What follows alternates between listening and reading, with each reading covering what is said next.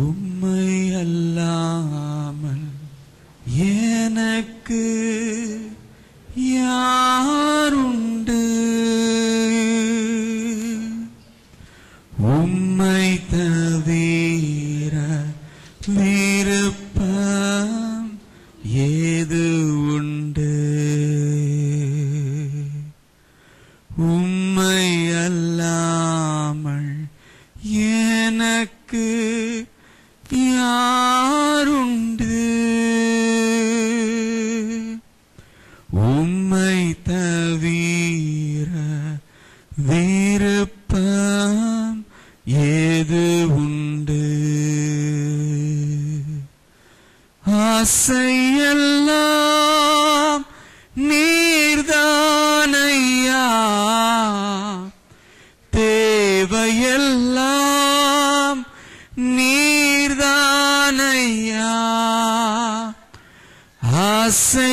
ஆசையெல்லாம் நீர்தானையா, தேவையெல்லாம் நீர்தானையா.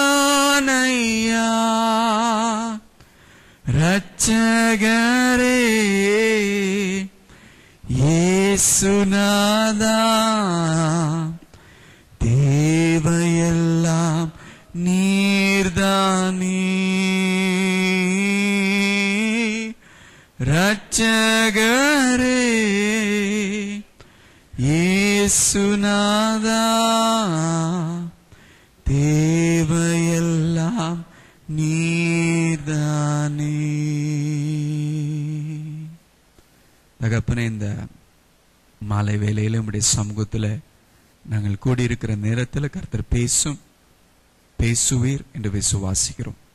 உம்முடைய ரத்தம் எங்களை சுத்திகரிக்கட்டும், பரிசுத்தப்படுத்தும்படியாக ஜெபிக்கிறோம். இயேசுவே, எங்களை சுத்திகரியும், அபிஷேகியும், உம்முடைய பரிசுத்த ஆவியினாலே அபிஷேகியும். எங்கள் தேவனே, இந்த நாளிலே உம்முடைய பிரசன்னம் எங்களை இன்னும் அதிகமாய் மகிமையாய் சூழ்ந்து கொள்ள நாங்கள் ஆண்டவரே ஜெபிக்கிறோம். கர்த்தருடைய ஆவியானவர் ஆளுகை செய்து நடத்துகிறதை உணர கிருபை செய்யும். இயேசுவின் நாமத்தில் ஜெபிக்கிறோம் நல்ல பிதாவே, ஆமென். ஹல்லேலூயா, பிரைஸ் தி லார்ட். முதலாவது, வழக்கத்திற்கு மாறாக இன்றைக்கு டிராபிக் ஜாம் ரொம்ப மோசமா இருந்துருச்சு. அதையும் மீறி அதையும் தாண்டி இன்னைக்கு வந்திருக்கிறீங்கன்னா உங்களுக்கு ஒரு பெரிய வாழ்த்துக்கள் தான் தெரிவிக்கணும். Because you've braved through the traffic which is quite bad today. I want to congratulate you for being here. We are here to study God's word. Study the Bible. வேதத்தை கற்றுக்கொள்ளும்படியாய், வேதத்தை ஆராயும்படியாய் நாம் கூடி வந்திருக்கிறோம். உலகத்துல படிக்கிற எல்லாம் படிப்பும் உதவும். All the education and the studies that we do in the world will help. ஒரு சோறு போடுறதுக்கு கொஞ்சம் உதவி செய்யும். படிச்சா கொஞ்சம் சோறு போடும். If we study, it will provide us our daily bread in that sense. But it is only the word of God that will truly feed us. Amen. வேதம் வாசிக்கும் பொழுது, தியானிக்கும் பொழுது, அதை கற்றுக்கொள்ளும் பொழுதுதான் நம்முடைய ஆத்துமாவை உயிர்ப்பிக்கிறது, நம்முடைய ஆத்துமாவை போஷிக்கிற ஒரு கல்வி என்று சொன்னால் வேதத்தின் கல்விதான். ஹல்லேலூயா. It is a study of the word of God that really revives us. அந்த கல்விக்குள்ளாக நீங்கள் வந்திருக்கிறீர்கள், ஆர்வமாய் வாஞ்சையாய் வந்திருக்கிறீர்கள். நிச்சயமாகவே கர்த்தர் உங்களை போஷிக்கும்படியாய் மத்தியிலே இருக்கிறார். ஆமென். The Lord is in the midst of us to feed us, to empower us with His word. நம் கடந்த 2 வாரங்களாக இயேசு கிறிஸ்துவினுடைய வாழ்க்கையை நாம் தியானித்துக் கொண்டு வருகிறோம். We have been looking at the life of Jesus Christ. 8 பாகமாய் பிரித்து இருக்கிறோம். We are going to look at it at 8 parts. First week was about His. முதல் வாரம் எதை குறித்து? அவருடைய பிறப்பை குறித்து. அந்த பிறப்பு எவ்வளவு விசேஷம், what is the significance of His birth and what does it mean to us today? Hallelujah. அப்ப அந்த காரியத்தை நாம் கற்றுக்கொண்டோம். கடந்த வாரத்துல அவருடைய ஞான ஸ்நானம், we learned about His baptism and how that relates to our own life journey today. Everything Jesus did was with significance. Amen. இயேசு செய்த எல்லா காரியமும் அர்த்தத்தோடு தான் செய்தார். ஏனோ தானமா சும்மா டைம் பாஸுக்கு செஞ்சாரு அப்படின்னு பைபிள்ல இருக்காது நிச்சயமாகவே. I'm sure that nothing that Jesus did, he did it because he was just bored. It was because of his hobby. Everything he did had a significant meaning, had power in the acts of Jesus. இயேசுவினுடைய செயல்களிலே அங்கே வல்லமை இருந்தது என்று நாம் அதை பார்த்து கற்றுக்கொள்கிறோம். இன்றைக்கு நாம் கவனிக்க போகிற பகுதி அவருடைய மறுரூபமாக்குதல் என்று அந்த மூன்றாவது பகுதிக்குள்ளாய் போகிறோம்படியாக இருக்கிறோம். We're going to look at the transfiguration of Jesus in this third part of it. So as we begin, I just want you to consider, நாம் ஆரம்பிக்கும் பொழுது உங்க வாழ்க்கையிலே நீங்கள் கண்ட ஒரு மகிமையான காரியம் என்றால் என்னவா இருக்கும்? If there was something that you consider in your life as something that has been very glorious, மகிமையான ஒரு காரியம், இந்த நேரத்துல கொஞ்ச நேரம் ஆண்டவரே அதெல்லாம் சொல்லிடாதீங்க, ஆண்டவர் இயேசு தான் ரொம்ப நல்ல விசுவாசியாய் மாறிடும். உலகத்துல நாம் கண்ட மகிமையான காரியம் என்ன? What is the most glorious thing that we have seen in this world? Quickly think of one thing and share with one person. ஒரு காரியத்தை யோசித்து யாராவது ஒரு நபர் இடத்துல நீங்க இந்த காரியத்தை சீக்கிரமா சொல்லிருங்க. 1 minute டைம் கொடுக்கறேன். One glorious thing.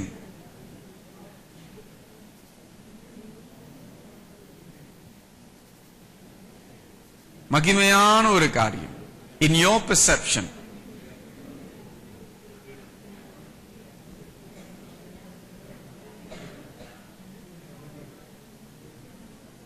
சொல்லிட்டீங்களா? யாராவது பைபிள்னு சொன்னாங்களா? யாராவது இயேசு கிறிஸ்துன்னு சொன்னாங்களா? யாராவது சென்ட் ஜேம்ஸ் சர்ச்னு சொன்னாங்களா? இல்ல.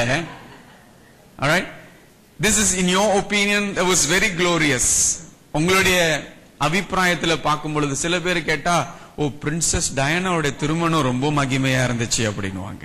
Some will say the marriage of Princess Diana was very glorious, very grand அப்படின்னு. சில பேர் சொல்லுவாங்க, நம்ம அகோங்குடைய பேலஸ் பார்த்திருக்கீங்களா? Some will say, look at the Agong's palace, it's very glorious, so grand looking.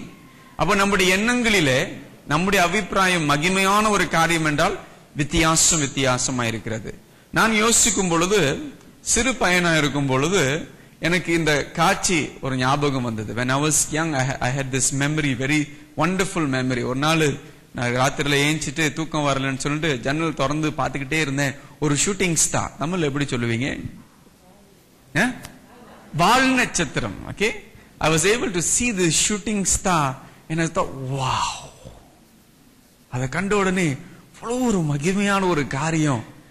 அடிக்கடி பார்க்க முடியாதுல்ல, ஸ்டாரை பார்க்கலாம், ஷூட்டிங் ஸ்டாரை பார்க்கறது ரொம்ப கஷ்டமான ஒரு காரியம். But to see it live, I thought that was very glorious.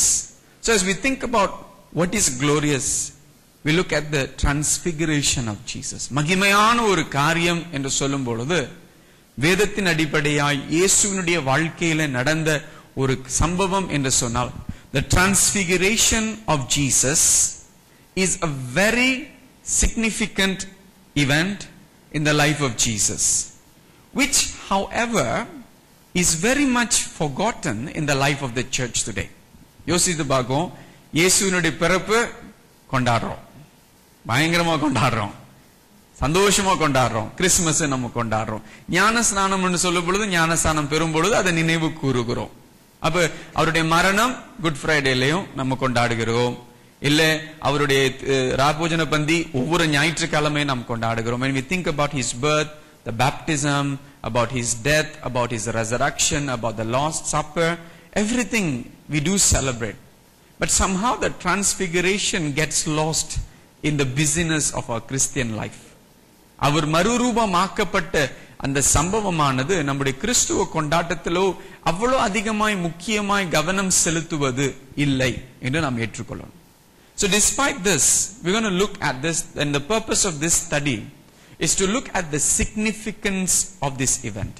இந்த சம்பவத்தினுடைய அர்த்தம், அதோடைய அடையாளம், எதற்காக இயேசு இந்த காரியத்தை கடந்து சென்றார் என்று பார்த்து, அது அந்த நம்பிக்கை, அந்த மகிமையான ஒரு நம்பிக்கை நமக்கு எவ்வளவு பிரயோஜனமாய் இருக்கிறது. So we will learn its significance and also the glorious hope that we have through this event, or through this significant event that Jesus did.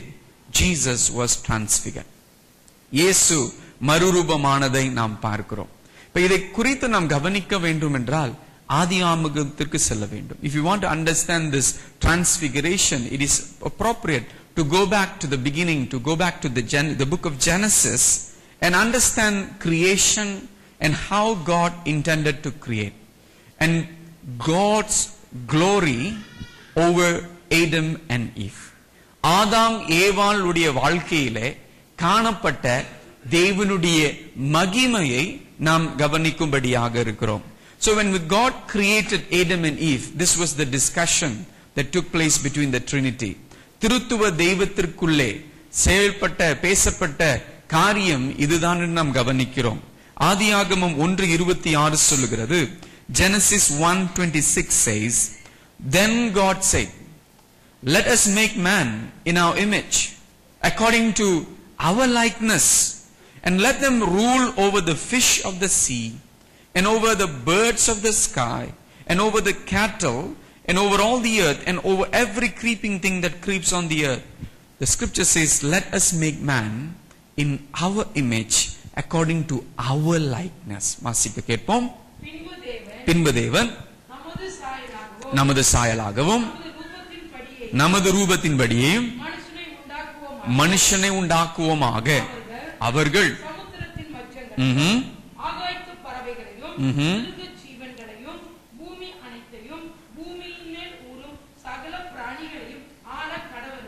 Okay, அப்ப தேவ வசனம் சொல்லுகிறது, மனுஷனை தேவன் யாருடைய சாயலில் படைத்தார்? அவருடைய சாயல். Man is created in God's image, God's glorious image. Because as you go on in Genesis 2:25, it says, ஆதியாகமம் 2:25 வாசிக்கும் பொழுது, and the man and his wife were both naked and were not ashamed. வாசியுங்கள். இருவரும் நிர்வாணிகளாய் இருந்தும் வெட்கப்படாதிருந்தார்கள். So they were naked, நிர்வாணமாய் தான் இருந்தார்கள் என்று வேதம் தெளிவாய் சொல்லுகிறது. ஆனால் அவர்கள் வெட்கப்பட வேண்டிய அவசியம் இல்லை என்று வேதம் சொல்கிறது. They were not, it was not necessary for them to be ashamed because they were having a covering. ஒரு விதமான ஒரு மூடுகை அவர்கள் மேல் இருந்ததை நாம் பார்க்கிறோம். இதை எங்கே கவனிக்கிறோம்? சங்கீதம் 8ஆம் அதிகாரம் 5வது வசனத்திலே பார்க்கும் பொழுது தேவன் என்ன சொன்னார்? அவருடைய சாயலிலே, அவருடைய ரூபத்திலே. When God said, I'm going to create them in my image, in my likeness, He's saying that I'm going to cover them with my glory. என்னுடைய மகிமையினாலே அவர்களை மூட போகிறேன் என்று கர்த்தர் அவர்களை உருவாக்குகிறதை நாம் பார்க்கிறோம். யோசித்து பாருங்க, குரங்கு உருவாக்கும் பொழுது குரங்குக்கு கூட என்ன கொடுத்தாரு? வாழும் கொடுத்தாரு, மூடுறதுக்கு பாடியை மூடுறதுக்கு தோலும் கொடுத்திருக்காரு, அதற்கு வேண்டிய முடியும் கொடுத்திருக்காரு. God, when created the monkey, He created skin and also fur to give it covering. மனுஷனை சிறந்ததாய் படைத்துட்டு அப்படியா விட்டுட்டாரா? நிச்சயமாகவே இல்லை. Did God create man and just leave him to be like that? No, there was a covering. In Psalm chapter 8 verse 5, it says, Psalm 8:5, Yet you have made him a little lower than angels, and you crown him with glory and majesty. வாசிக்க கேட்போம். நீர் அவனை மனுஷனை தேவ தூதரிலும் சற்று சிறியவனாய் தான் ஆக்கியிருக்கிறீர், மகிமையினாலும் கனத்தினாலும் அவனை முடி சூட்டினேன். அப்ப தேவன் மனுஷியை உருவாக்கும் பொழுது அவருடைய மகிமையினாலே முடிசூட்டி இருக்கிறதை, அவர்களை மூடி மறைத்திருக்கிறதை நாம் பார்க்கிறோம். They were covered with the glory of God surrounding them. That was their covering. That was that which was covering their nakedness. அவர்களுடைய நிர்வாணத்தை மூடி மறைத்த அந்த தேவ மகிமை அவர்களை சூழ்ந்து கொண்டிருக்கிறது என்று பார்க்கிறோம். ஆனால் இந்த தேவ மகிமை அவர்களுடைய வாழ்க்கையை விட்டு அகன்று போனது. They lost this glory because the scripture says in Romans chapter 3 verse 23, ரோமர் 3:23 வாசிக்கும் பொழுது அவர்கள் எப்பொழுது அந்த மகிமையான தேவனுடைய மூடுகையை, தேவனுடைய பாதுகாப்பை அவர்கள் இழந்தார்கள் என்று வேதம் சொல்லுகிறது. The scripture reminds us in Romans 3:23 that they lost this glory. The glory departed from them. Because scripture says to us, Romans 3:23, for all have sinned and fall short of the glory of God. வாசிக்க கேட்போம். எல்லாரும் பாவம் செய்து தேவ மகிமை அற்றவர்கள். அப்ப அவர்களுடைய வாழ்க்கையில எப்பொழுது பாவம் வந்ததோ அந்த தேவ மகிமை அவர்களுடைய வாழ்க்கையை விட்டு விலகினது. The glory of God departed and then they realized they were naked. அவர்கள் கண் திறக்கப்பட்டது என்று வசனம் சொல்கிறது. Scripture says that their eyes were opened. Then they realized, hey, how come all this while we didn't see? What changed? இவ்வளவு நாள் கண்ணுக்கு தெரியாத ஒரு காரியம் இப்ப தெரியுதே. அவருடைய நிர்வாணம் இவளுடைய நிர்வாணம் தெரிகிறதே. ஏனென்றால் தேவ மகிமை அவர்கள் பாவம் செய்த பிறகு அப்படியாய் விலகி போயிட்டது. The glory of God departed. The glory of God departed from their lives. The glory of God that was their covering, that was their clothing, the spiritual clothing that God made them in His image. அவருடைய சாயலிலே படைத்த தேவன் அப்படியாய் அழகாய் மூடி வைத்திருந்தார். பாவம் வந்தது, அந்த மகிமை அவர்களுடைய வாழ்க்கை விலகி போனது. What does it mean to fall short of God's glory? தேவ மகிமை அற்றவர்கள் ஆகி தேவ மகிமை இழந்தவர்கள் என்று சொல்லும் பொழுது அதோடைய அர்த்தம் என்ன? What does it really mean? It means we are separated from God. தேவனிடத்திலிருந்து நாம் பிரிக்கப்பட்டவர்களாக இருக்கிறோம். மனுஷன் தேவன் நடுவில் இருக்கிறது பாவம். அந்த தேவ மகிமை இழந்ததினாலே பாவத்தினாலே தேவ மகிமை நாம் இழந்திருக்கிறோம். Because of sin we have lost the glory of God. The glory of God has departed from our lives and only darkness of sin continues to engulf us. இருள், பாவத்தின் இருள் நம்மை சூழ்ந்து கொண்டிருக்கிறதை பார்க்கிறோம். அப்ப தேவ மகிமை அற்றவர்களாய் நாம் இருக்கிறோம். We are people who have fallen short of the glory of God. Like Adam and Eve, the glory has departed. ஆதாம் ஏவாளை போல நம்முடைய வாழ்க்கையில இயேசு இல்லாத வாழ்க்கையில தேவ மகிமை இல்லாத ஒரு வாழ்க்கை வாழ்ந்து கொண்டிருந்தோம். ஆனால் ஒரு தேவ மனுஷன் வாசனத்தை வாசிக்கும் பொழுது நாம் கவனிக்கிறோம், மோசே என்ற ஒரு தேவ மனுஷனுடைய வாழ்க்கையில இந்த தேவ மகிமை மீண்டுமாய் செயல்பட ஆரம்பிக்கிறதை பார்க்கிறோம். Once again we see the glory of God coming and returning to be seen in the life of man. ஆண்டவர் மீண்டுமாய் ஒரு காரியத்தை கற்றுக் கொடுக்க ஆரம்பிக்கிறார். The Lord is beginning to teach His people again. This is what you lost. இந்த காரியத்தை தான் நீர் ஒரு காலத்தில் இழந்தாய். இந்த காரியத்தை மீண்டுமாய் கொடுக்கும்படியாய் விரும்புகிறேன். So the Bible says in Exodus chapter 33 verses 18 to 20, Moses says a prayer. மோசே ஒரு காரியத்திற்காக, ஒரு குறிப்பிட்ட காரியத்திற்காக ஜெபிக்கிறார். We pray for many things. நம்ம நிறைய காரியங்களுக்காக நாம் ஜெபிக்கிறோம். உலக காரியம், சுய காரியங்கள். We pray for worldly things, we pray for selfish reasons, whatever. But here Moses is praying for one thing. Then Moses said, I pray, show me your glory. வாசிங்க கேட்போம் 18. அப்பொழுது அவன் உம்முடைய மகிமையை எனக்கு காண்பித்தருளும். Lord, show me your glory. உன்னுடைய ஜெபம் பாருங்க. ஆண்டவரே, உம்முடைய மகிமையை நாம் பார்க்கணும் ஆண்டவரே. ஆண்டவர் சொல்றாரு, சரி சரி சரி கொஞ்சம் காமிக்கிறேன், பேக் மட்டும் தான் காமிப்பேன்னு சொல்றாரு. He says, I will only show you my back, because if you see me, என்னை முழுமையாய் பார்த்தார் என்ற 20வது வசனம் சொல்லுது. Verse 20 says, but he said, you cannot see my face, for no man can see me and live. தேவன் அவ்வளவு மகிமையான தேவன் அங்கு கடந்து செல்ல போகிறார். 20வது வசனத்தை வாசிக்க கேட்போம். நீ என் முகத்தை காண மாட்டாய், ஒரு மனுஷனும் என்னை கண்டு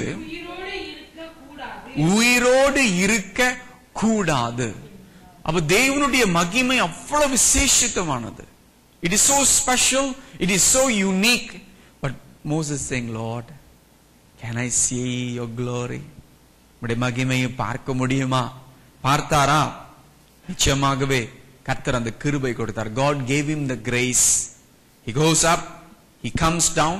அந்த மலை மேல் ஏறி அந்த மலையிலிருந்து இறங்கி வரும் பொழுது ஆதியாகமம் 34 அதிகாரம் 29வது வசனம் ஒரு சுருக்க பகுதி மாத்திரம் வாசிக்கிறேன். Moses, having spent time with God, தேவனோடு அங்கே சம்பாஷித்து நேரத்தை கழித்த பிறகு அவர் வரும் பொழுது, Moses did not know that the skin of his face shone because of his speaking with him, God. தேவனோடு அவர் பேசிக்கொண்டு வந்த பிறகு அவருடைய முகம் பிரகாசமாய் இருந்தது என்று அவருக்கே தெரியாத ஒரு நிலை. இதுதான் ஆதாமும் ஏவாளும் அந்த ஏதேன் தோட்டத்தில் தேவனோடு சாயங்கால வேளையில சஞ்சரிக்கிற அந்த நேரத்தில் அவர்கள் அந்த மகிமையை உடுத்திக் கொண்டே இருந்தார்கள். They were experiencing the glory of God in His presence in the Garden of Eden when we look at Adam and Eve, but they lost the glory.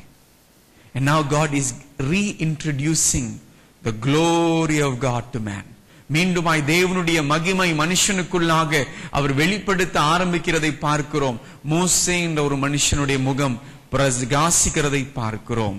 அவர் அந்த பிரகாசத்தை மூடிக்கொள்வதற்கு 35வது வசனம் சொல்கிறது, Moses would replace the veil over his face. அவருடைய முகத்தின் பிரகாசத்தை ஜனங்கள் பார்க்க முடியலையா? அவருடைய வைஃப் எப்படி பார்த்தாங்கன்னு தெரியல எனக்கு, ஆனா ஜனங்களால பார்க்க முடியல. The people were not able to see the glory on his face. மோசேயுடைய முகத்தில் இருக்கிற பிரகாசமே அவ்வளவு பிரகாசமாய் இருந்தது என்றால் தேவன் அவ்வளவு பிரகாசம் உள்ளவர். If the face of Moses alone is so glorious, imagine seeing God face to face. It must be greatly glorious, wonderfully glorious. மகிமையான ஒரு காரியம். But Moses' glory is not his own glory. It is transferred glory. மோசேயுடைய மகிமை என்று சொல்லும் பொழுது அவருடைய சுய மகிமை அல்ல, அவர் தேவனிடத்திலிருந்து பெற்ற மகிமை. You know this glow in the dark, தெரியுங்களா? glow in the dark தெரியுங்களா? அது நைட்ல மட்டும் அது glow பண்ணும். லைட்ல வச்சுட்டு வந்துட்டா கொஞ்ச நேரம் சென்று glow பண்ணும். அப்ப மோசேயுடைய மகிமை அப்படிப்பட்ட ஒரு மகிமை. The glory that Moses was shining out was like that. As much as he is in the presence of God, the glory shines. But the less and less you spend time in the presence of God, the glory diminishes and decreases. Same like the glow in the dark as it is. So Moses' glory was not his own. மோசேயுடைய மகிமை அவருடைய சுயமாய் அவராகவே உருவாக்கின அவரிடத்திலிருந்து உண்டாக்கின power இல்ல. It is not his own power. It comes from God. தேவனோடு நேரத்தை செலவழிக்க அந்த மகிமையை கண்டார். இப்போ நாம் பார்க்கிறோம் ஆதாம் ஏவாளுக்கு மகிமை இருந்தது, இழந்து விட்டார்கள். We see Adam and Eve had the glory, they lost the glory. And now God is saying, I want to give back man my glory. மனுஷனுக்கு ஒரு மனுஷன் ஜெபிச்ச, ஆண்டவரே மகிமையை காண்பிக்க செய்யும் ஆண்டவரே, Lord I want to see your glory. And God answered this man's prayer. This man is called Moses. He spent time in the presence of God. His face was shining. And then as we come to the transfiguration of Jesus, இயேசுனுடைய மறுரூப படுக்கிற அந்த அனுபவத்திற்குள்ளாய் வரும் பொழுது இயேசு தேவனுடைய மகிமையாய் இருக்கிறார். Jesus himself is God's glory. He is not like Moses who has to receive glory to give glory. அவர் மகிமையை பெற்று பவரை பெற்று கொடுக்க வேண்டியவர் அல்ல, அவரே தேவனுடைய மகிமையானவர் என்று வாசிக்க நாம் பார்க்க போகிறோம். So Jesus is transfigured in the presence of his disciples and reflects God's glory. அவர் சீஷர்கள் மத்தியில, இது அவர் ஒருவேளை இயேசு நினைத்திருந்தா ரகசியமாய் போய் செய்திருக்கலாம். He could have just gone and done it privately, secretly. சில பேர் சொல்லுவாங்க இயேசு சும்மா ஷோ காமிக்கிறதுக்கு. Jesus did this just to put on a show, to show off he got glory, அப்படியா? ஷோ காமிக்கிறதுக்கு ஆண்டவர் இங்கே 6 நாள் பிரயாணம் பண்ணி அங்க மேல கூட்டிட்டு போய் தன்னை மறுரூபமாக்கினார். It was not definitely that. The intention was never to show off. The intention was to show the glory within to shine out. உள்ளான அந்த மகிமை வெளிப்படுகிற அந்த நேரத்தை, அந்த காட்சியை, அந்த அனுபவத்திற்குள்ளாய் இந்த குறிப்பிட்ட 3 சீஷர்கள் வெளிப்படுகிற அந்த நேரத்திற்குள்ளாக அந்த காரியத்தை பார்க்கிறோம். In Matthew chapter 17 verse 1 to 9 is the notation. Verse 2 and 3. And he was transfigured before them, and his face shone like the sun, and his garments became as white as light. And behold, Moses and Elijah appeared to them, talking with him. என்று வேதம் சொல்கிறதை நாம் பார்க்கிறோம். வாசிக்க கேட்போம்.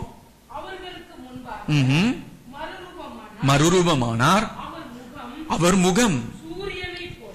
முகம் சூரியனைப் போல பிரகாசித்தது. அவர் வஸ்திரம் வெளிச்சத்தைப் போல வெண்மையாயிற்று. அப்பொழுது மோசேயும் எலியாவும் அவரோடு பேசுகிறவர்களாக அவர்களுக்கு காணப்பட்டார். அப்ப இந்த காரியத்தில், இந்த சம்பவத்தில் பார்க்கும் பொழுது என்னென்ன நடக்கிறதுன்னு கவனிப்போம் மேலோட்டமாய். We just browse through what is actually happening. Jesus takes James, John and Peter up on a mountain. இயேசு யாக்கோபு, பேதுரு, யோவான் மூவரை இந்த மலை மேல் கொண்டு போகிறதை பார்க்கிறோம். அவர்களுக்கு முன்பாக அவர் மறுரூபமாகி மகிமையாய் காணப்படுகிறதை பார்க்கிறோம். He was transfigured before them and he appears so glorious. இதன் மத்தியிலே மோசேயும் எலியாவும் அங்கே வருகிறதை பார்க்கிறோம்.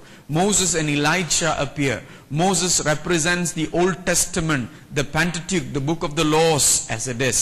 மோசே என்று சொல்லும் பொழுது இந்த முதல் 5 வேத புத்தகங்களை எழுதினவர் என்ற முதல் தீர்க்கதரிசி என்று சொல்லப்படக்கூடிய அந்த நபர் அவருக்கு பிரதிநிதியாய் வருகிறார். அங்கே அதற்கு பிறகு பார்க்கும் பொழுது எலியா தீர்க்கதரிசிகளுக்கு பிரதிநிதியாய் வருகிறார். Elijah comes as the representative of the prophets. So the law and the prophets. அங்கே laws தமிழ்ல எப்படி சொல்லுவீங்க? நியாயப்பிரமாணங்களுக்கு பிரதிநிதியாக மோசே வருகிறதையும், எலியா வந்து தீர்க்கதரிசிகளுக்கு பிரதிநிதியாக அங்க வந்து சொல்கிறார்கள், இவர்தான் நிறைவேற்றுவது. He is the fulfillment. என்று அங்கே வந்து நின்று அவருக்கு அந்த உறுதிமொழியை கொடுக்கிறார்கள். They come and confirm that he is the fulfillment of the Old Testament as it is. But we don't want to go into that as. But we see Peter offers to build 3 tabernacles. 3 கூடாரத்தை கட்டணும் என்று பேதுரு பயத்துல நடுங்கி சொல்லிட்டாரு. திடீர்னு பார்த்தா அவங்க 2 பேர் காணா போயிட்டாங்க. இயேசு மட்டும். அதற்கு பிறகு பிதாவுடைய குரல் கேட்கிறது. We hear the voice of the Father speaking into that context, speaking on behalf of Jesus. Once again reaffirming his love for his son. தம்முடைய குமாரன் மேல் வைத்த அன்பை கர்த்தர் தேவனுடைய பிதாவுடைய குரல் மீண்டுமாய் கேட்கிறதையும் நாம் பார்க்கிறோம். அப்ப அந்த சூழ்நிலையிலே நாம் இருந்திருப்போம் என்றால், if we were just to be in that presence, in that context, seeing the glorious Jesus, மகிமையான ஒரு இயேசுவை அதை காணக்கூடிய ஒரு மகிமை. எத்தனை பேர் ஐசிடி பார்த்திருக்கீங்க? நைட் டைம்ல மார்னிங்ல போரிங்கா இருக்கும், ஒன்னும் தெரியாது. ஆனா நைட் டைம்ல ஐசிடினா என்னன்னு தெரியலையா? மன்னிச்சிருங்க, கிளைங்ல இருக்கு, போற வழியில பார்க்கலாம். கிளைங் போற வழியில அது ராத்திரில பார்க்கும்போது அவ்வளவு பிரைட்டா இருக்கும். இல்ல இங்க இருந்து பாக்கணும், கெத்திங் ஹைலண்ட்ஸ் தெரியும் உங்களுக்கு. நைட்ல பிரைட்டா இருக்கும் போது அவ்வளவு மகிமையா இருக்கு. அப்ப இயேசுவினுடைய மகிமை எப்படி இருந்திருக்க கூடும்? What type of glory could have been? சாரா லோ என்ற இவர்கள் சொல்லுகிற ஒரு வார்த்தை பாருங்க. He must have lit up the sky that day on the mountain. What we call the transfiguration. Jesus on the mountaintop unveiled a foretaste of heaven and glory. இயேசு அந்த மலை மேலே அவ்வளவு பிரகாசமா இருக்கும் பொழுது நிச்சயமாகவே மலை மேல் நிற்கிற பட்டணத்திற்கு ஒப்பாய் அவர்கள் அங்க நிற்கிறதை பார்க்கிறோம். Like the light, a city that is on a hill, Jesus becomes that city as it is, and he's shining gloriously. But he's also giving them an indication of what is to come. Heaven, The glory of God in heaven. தேவனுடைய மகிமை, பரலோக மகிமை எப்படி இருக்க போகிறது என்று அவர் காண்பிக்கிறதை பார்க்கிறோம். Light filled him so that the witnesses remarked on a hue of white that was whiter than any shade possible. அவருக்குள் இருந்த அந்த பிரகாசம் அவ்வளவு மகிமையான பிரகாசம், அவர்களால் வர்ணிக்க முடியாத ஒரு பிரகாசம். சூரியன் போல இருக்கிறார் என்று அவர்கள் சொல்லுகிறார்கள். They were only able to say he looks like the sun, so glorious, so bright, cannot see. The transfiguration of Jesus was the glory of God appearing in flesh. இயேசுவினுடைய மறுரூபமாக்குதல், தேவ மகிமை மாமிசத்திலே வெளிப்படுகிற ஒரு மகிமையாய் அது காணப்பட்டது என்று நாம் பார்க்கிறோம். Jesus is the glory of God in flesh as he reveals what we lost in the Garden of Eden. Eden தோட்டத்தில் எதை தொலைத்தோமோ அந்த மகிமையை கர்த்தர் மீண்டுமாய் இந்த மலை மேல் காண்பிக்கிறார். This is what you lost. And I am here to give it back to my people. நீங்கள் இழந்ததை, நீங்கள் இழந்த மகிமையை, நீங்கள் இழந்த என்னுடைய பிரசன்னத்தை நான் மீண்டுமாய் கொடுக்க போகிறேன் என்று இயேசு அங்கே அவர்களுக்கு காண்பிக்கும்படியாய் வருகிறதை நாம் பார்க்கிறோம். In Hebrews chapter 1 verse 3 the scripture reminds us, and he is the radiance of his glory and the exact representation of his nature. வாசிக்க கேட்போம். இவர் அவருடைய மகிமையின் பிரகாசமும் அவருடைய தன்மையின் சொரூபமாய் இருந்தது. Exact representation of God. அப்ப இயேசு அங்கே நிற்கும் பொழுது அவர் பிஞ்சாம் வாங்கி glory காண்பிக்கல. Right? He is not borrowing glory to give glory. It is his glory as God. He is the exact representation. He is the glory of God. அவர்தான் தேவ மகிமை. நாம் இழந்த மகிமையை இயேசு மீண்டுமாய் காண்பிக்கிறார். The glory that we lost, he is expressing and he is showing it once again. They are confused, they are surprised. They have never seen this before. இதற்கு முன்பாக இதை காணாத ஒரு காரியம். இதுல என்ன ஒரு பெரிய கஷ்டம் தெரியுங்களா? சொல்லக்கூடாதுன்னு சொல்லிட்டாரு வேற. நம்ம ஜனங்களுக்கு கொஞ்சம் கஷ்டம், எப்படி சொல்லாம இருக்கிறது. பெரிய ஒரு காரியத்தை பார்த்துட்டீங்க, ஒரு பெரிய அற்புதத்தை பார்த்துட்டு சொல்லக்கூடாதுன்னு சொன்னா எப்படி பெரிய கஷ்டம். The difficulty I believe there was when they have seen all these glorious events and then Jesus tells them very strictly, don't tell to anyone yet. And I'm sure it was burning in their hearts. சொல்லிதான் ஆகணும், எப்படி சொல்லாம இருக்கிறது. கொஞ்சம் தமிழ்ல சொல்லுவாங்க, பீத்திக்கணும். எனக்கு பார்த்துட்டு தெரியுங்களா இயேசு மகிமையா இருந்தது. They want to just boast about it. Then now I have seen Jesus so glorious. But Jesus says, shh, don't say.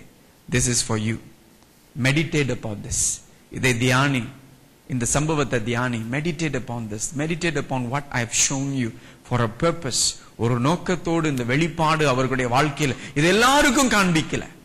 This was not revealed for everyone, not even the 12 disciples, but for 3 faithful ones who Jesus chose. குறிப்பிட்ட இந்த 3 நபர்களுக்கு ஒரு வெளிப்பாடா இயேசு அங்கே காண்பிக்கிறதை நாம் பார்க்கிறோம். அப்ப இழந்த மகிமையை இயேசு வெளிப்படுத்துகிறதை பார்க்கிறோம். The glory that was lost in the Garden of Eden is now revealed on the mountain top through Jesus. He says, this is the glory I want to give. So we will be transformed from glory to glory என்று வேதம் சொல்கிறதை பார்க்கிறோம். மகிமையிலிருந்து மகிமைக்குள்ளாக கர்த்தர் நம்மை மறுரூபமாக்கும்படியாய் விரும்புகிறார். இப்பொழுது நாம் வாழ்கிற நாட்களிலே இந்த காட்சி, இந்த சம்பவம் நம்முடைய வாழ்க்கைக்கு என்ன அர்த்தம் என்று பார்க்கும் பொழுது கர்த்தர் நம்மை மகிமையாய் மறுரூபமாக்கி கொண்டே இருக்கிறார். ஹல்லேலூயா. The Lord is transforming us into a glorious vessel. மகிமையாய் நம்மை உருவாக்கி கொண்டிருக்கிறார். 2 கொரிந்தியர் 3:18 வாசிக்கும் பொழுது வேதம் சொல்கிறது, in 2 Corinthians chapter 3 verse 18 it says, beholding as in a mirror the glory of the Lord are being transformed into the same image from glory to glory, just as from the Lord the Spirit. வாசிக்க கேட்போம்.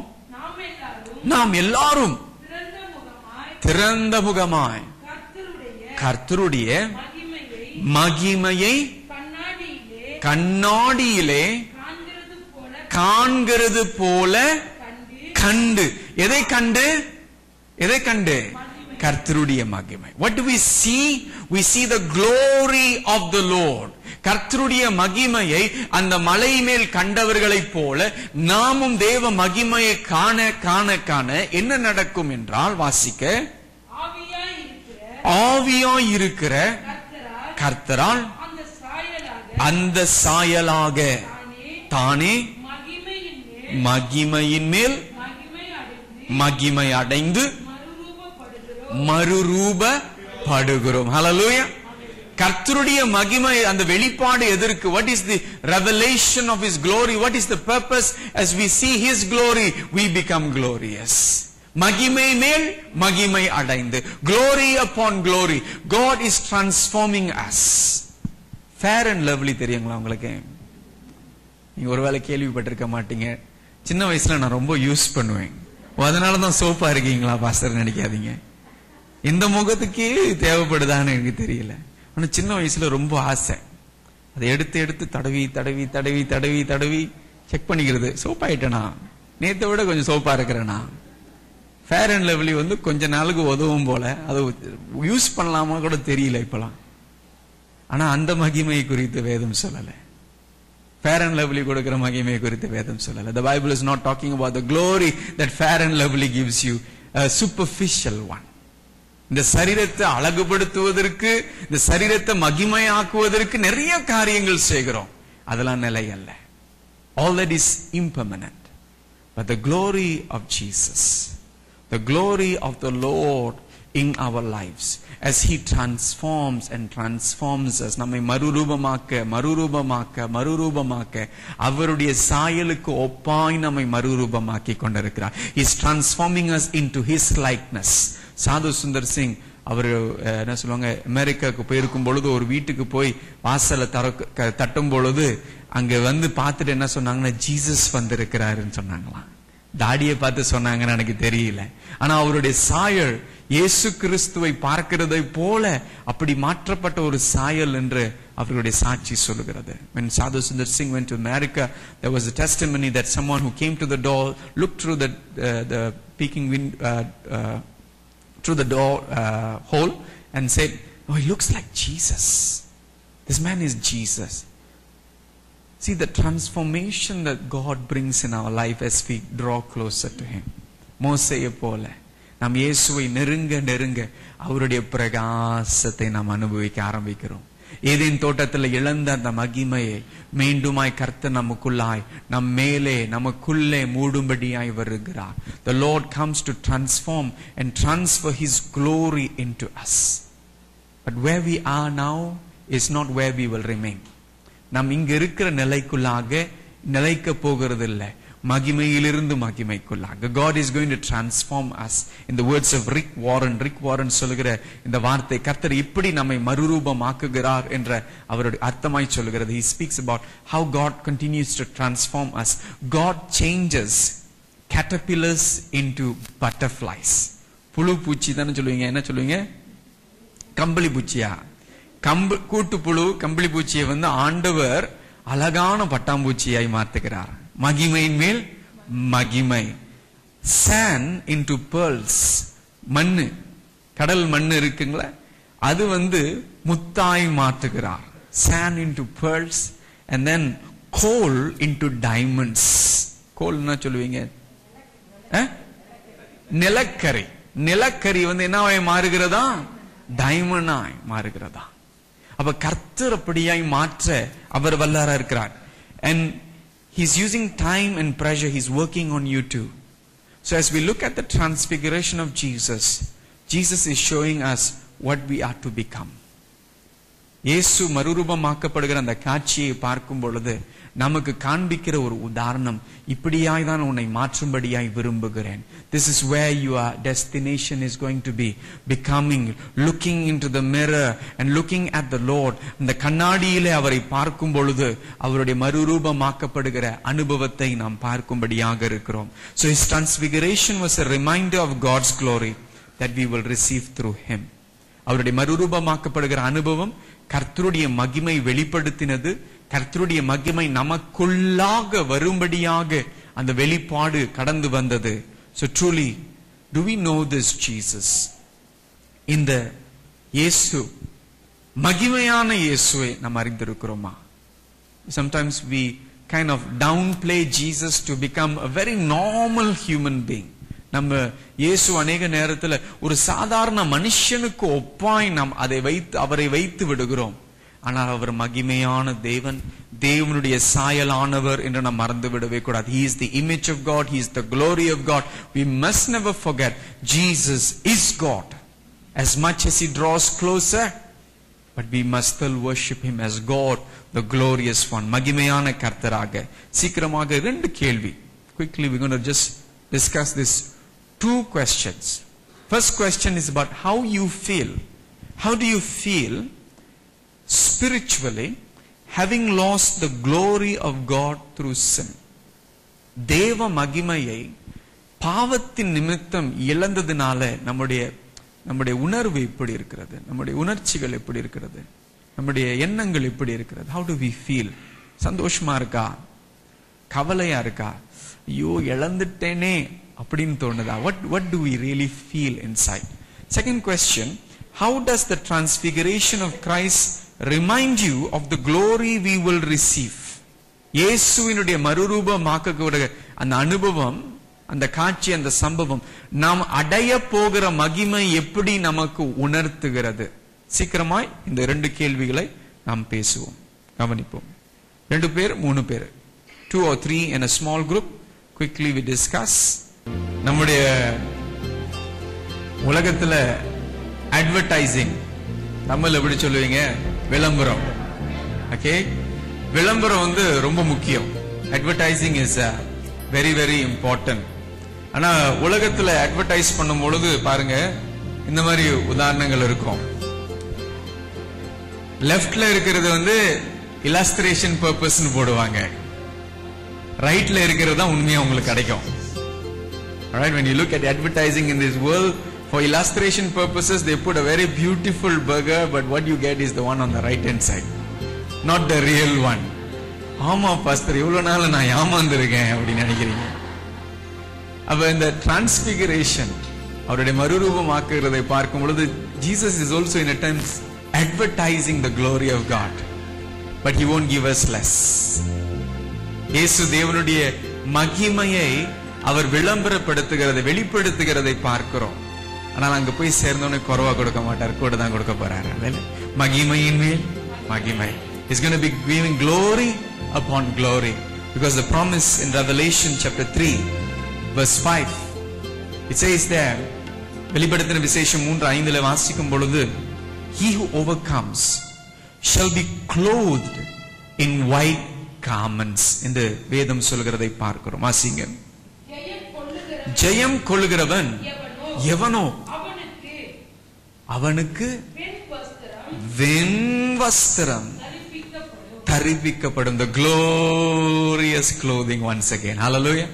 ஒரு மகிமையான ஒரு வஸ்திரத்தை, மகிமையான உடையை கர்த்தர் நம்மை மீண்டுமாய் மூடும்படியாய் விரும்புகிறார். என்னுடைய பிள்ளைகளை இப்படியாய் பாவத்தில் விடுவது அவருடைய சித்தம் அல்ல.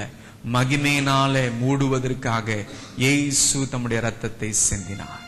Jesus shed His blood that we will be covered once again with the glory. The blood was shed so that we can live a glorious life in eternity.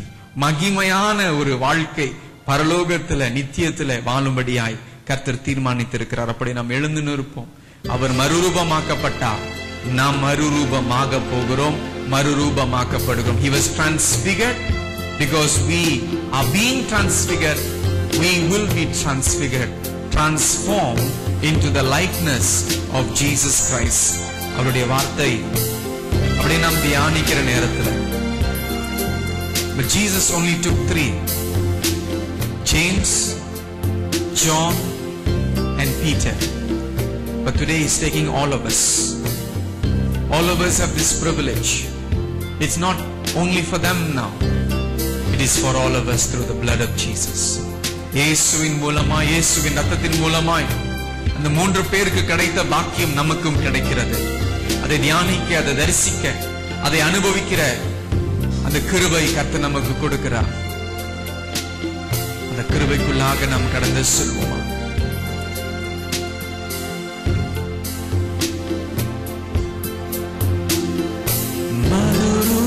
மறுரூபமாக்கிடும் மகிமையின் மேகமே, மறுரூபமாக்கிடும் மகிமையின் மேகமே, உம்முக சாயலா உருமாற்றும் தெய்வமே, நான் உம்முக சாயலா உருமாற்றும் தெய்வமே, மறுரூபமாக்கிடும் மறுரூபமாக்கிடும் மகிமையின் மேகமே, மறுரூபமாக்கிடும் மகிமையின் மேகமே, உம்முக சாயலா உருமாற்றும் தெய்வமே, நான் உம்முக சாயலா உருமாற்றும் தெய்வமே, இரவெல்லாம் பகலெல்லாம் இதயம் உமக்காக துடிக்குதையா, நினைவெல்லாம் பேச்செல்லாம் நேசரே உம்மை பற்றி தானே ஐயா, உன்னத தேவனே என் இயேசுராஜனே, உம்மோடு இணைந்திட என் உள்ளம் ஏங்குதையா, உம்மோடு இணைந்திட என் உள்ளம் ஏங்குதையா, உன்னத தேவனே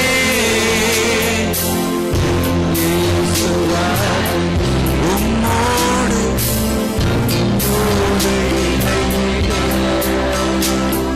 என் உள்ளம் ஏங்குதையா, உம்மோடு இணைந்திட என் உள்ளம் ஏங்குதையா,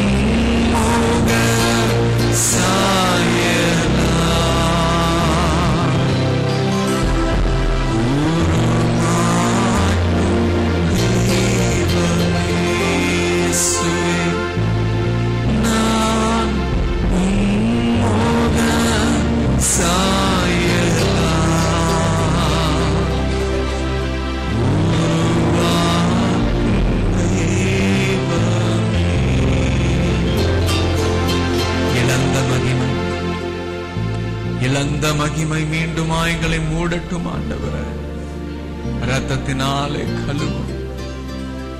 Wash us with the precious blood, Lord Jesus. Cover us with the glory that we have lost. Once again, cover us and transform us with your glory. உம்முடைய மகிமையினால் எங்களை மூடுங்க ஆவியானவர்.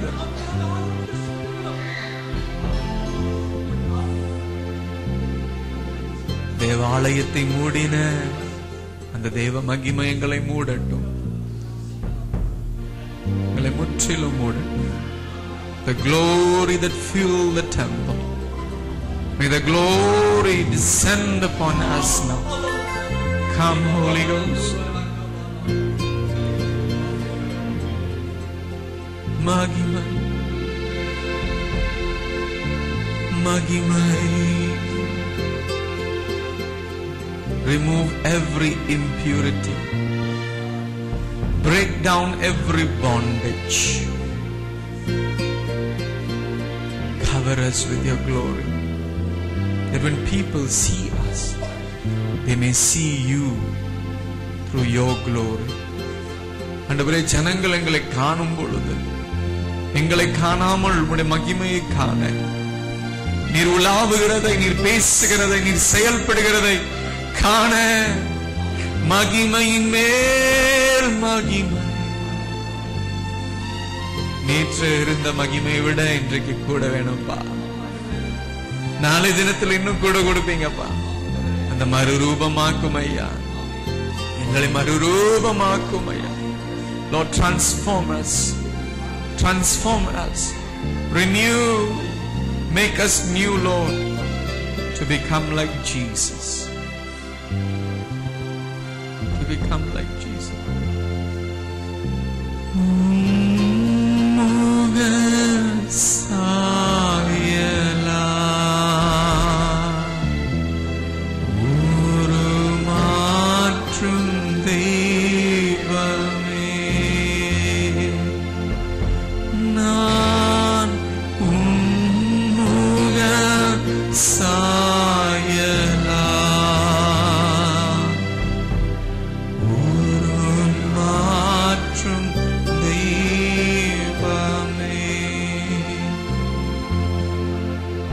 மாற்றுகிறவரே, உம்முடைய கரத்திற்குள்ளாய் எங்களை முற்றிலும் முழுமையாய் அர்ப்பணம் செய்கிறோம்,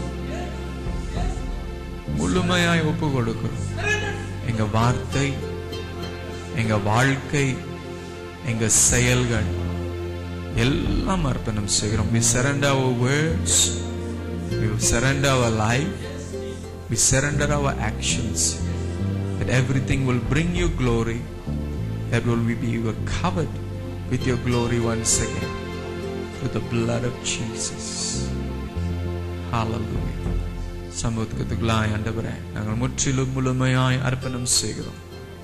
நீர் ஆட்கொண்டு பொறுப்படுத்த நடத்தும்படியாய் இயேசு கிறிஸ்துவின் நாமத்தில் செபிக்கிறோம் எங்கள் நல்ல பிதாவே. ஆமென், ஆமென். என் ஆத்துமாவே கர்த்தரை ஸ்தோத்திரி, என் முழு உள்ளமே பரிசுத்த நாமத்தை ஸ்தோத்திரி. என் ஆத்துமாவே கர்த்தரை ஸ்தோத்திரி, கர்த்தர் செய்த சகல உபகாரங்களை மறவாதே. ஆமென். God bless you. கர்த்தர் உங்களை ஆசீர்வதிப்பார்.